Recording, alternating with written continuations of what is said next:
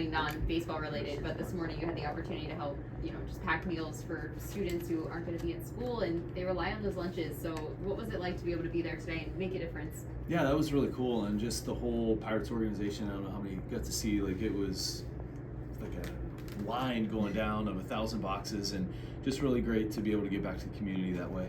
And nice to see it too from a perspective of you're a dad, you have kids, and you know what some people can go through. No doubt, and just to see everybody come together, the Pirates community gives so much to us, and to be able to give back in that way was really great. What do you want to see, switching gears here, a guy like Mike Burroughs? He seems like he's learning more each time he comes out, so what are you hoping he goes out and executes today? He does. We've seen some really good things from him. With the fastball command, being able to mix in his off-speed, change-up, curveball, and there's been times that it's sped up a little bit and times that he's really gone out and slowed it down, and he's continued to learn, work on those things, and looking forward to him slowing things down even more tonight. Do you think it's important for him to just go out and have a really clean, like maybe first and second inning, just kind of get through that? Because it seems like he gets sped up really early and then finds his footing. Yeah, I think for him, he had some tough early, but the good thing in Arizona, worked through it, was able to limit that to 1 run in that instance. So he has that ability to slow things down even when it kind of speeds up, and clean first would be great, but just looking forward to him getting out there and either way finding ways to get through it. Donnie, Paul was saying yesterday that he thinks Oneil in a year or two is going to be an elite defender, maybe the best defensive center fielder. How have you seen his defense grow, and what do you think his ceiling is defensively? His ceiling's, really high, and the work that he's put in, the jumps that he's getting now, and the way that he's gone out, and keep in mind too, he dealt with the back issue, over these last few weeks, and has continued to, monitor that, but also work on it and find ways to get his jumps better. His reads have gotten better. I mean, the ball last night, that's not an easy play off of Caratini there in right center field. And he started off, to the left of center to go get that. So just the work that he's putting in to get to that point, and not to mention the approach at the plate, he's doing a great job. What kind of work does he put in? Is it just on field before? Is he studying tape? What are some of the things he does? T-Brock will study tape with him, but it's in pregame during BP. And if you go out and you see Group 1, he has, and we've tried to pull him back a little bit because of the back. He was shagging 2 groups there for a while. And when you're playing every day to go as hard as he was, we got to monitor that a little bit. But you typically Group 1 of BP, he goes all out, and I know him and T-Brock have a little competition going too during BP, so it keeps it fun. When did you really notice the buy-in for him at center? He always wanted to be a shortstop, but even last year when he went out there, he loved short, but he was open to center field. And I think that as he's gotten out there and gotten better and continued to work, and continued to learn what it takes to be an outfielder too, and obviously he's not a finished product, like Paul said. In a couple of years, it's going to be really special to watch. Offensively, you see him start to go instinctive rather than thinking about what he needs to be doing. You're starting to see him make the jump off the read off the bat. Yeah, and I think it's that work in BP, because you can take fungos all you want, but it's not the same. But when you get out there in BP and it's live, and that's where I've seen the biggest strides for him is from that Group 1 BP shagging. It's been eye-opening how much it's helped him.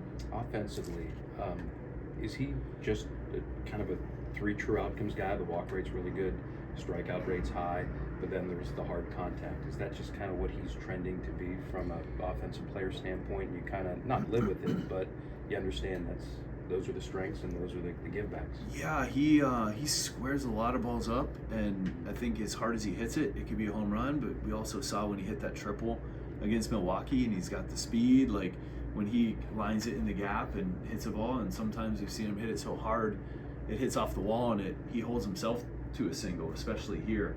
But he's the whole approach that he's taken for me has been really great to see from last year to this year, and the way that his walk rates have increased, his ability to steal bags. Last night, unfortunate, he's too fast and slid by it. Probably need to slide a little earlier, but that is what he brings every day, is the ability to impact a game in multiple ways, from defense to offense, stealing bases, and he's doing a great job. If he ever gets out of sorts, what typically is there a common theme there or common fabric? Like, because everybody will go through the peaks and valleys, and I don't know if you're seeing anything right now that, it makes him a little out of sorts, or is it timing? What would it be? Yeah, I think when he came back off the back, it was timing. Right now, and sometimes it can be in a stadium that you just don't. Like it. Yeah, you don't see the ball well, or something feels off that can throw off your rhythm and timing too, and just working through that. And just finding ways for him. The guys are working every single day, not just with him, with everybody, to try to make sure we can be as good as we can be. Oh yeah, I was watching some of the game in left field yesterday, and they say they shifted him so hard that the third baseman was almost at shortstop, saying, "Why doesn't Oneil bunt?" And I said, "Well, you're giving away the extra base." Said that they're daring you to bunt, but they were making the case that if he gets on, he can steal second and third in a heartbeat. One is, can you kind of explain the rationale from your end of it, and two, does he know how to bunt? I'm sure. I don't know if Oneil's ever bunted. He has before. I, personally, like, the reason that they're playing there is that they would like him to bunt so that he doesn't hit one in the river. And it's one of those things, if the game situation is at a place that maybe we need to continue to keep the line moving and it's late in the game, I'm not saying that he won't bunt, but he's in there to swing the bat and hit the ball like he does it. We've seen he hits it so hard, and we want him going up there, especially, and I don't know what inning that is, but we're in a 0-0 game. And I get it that he can get on base, he can steal, there's a lot of good things, but we want him swinging the bat. You want damage. Yeah.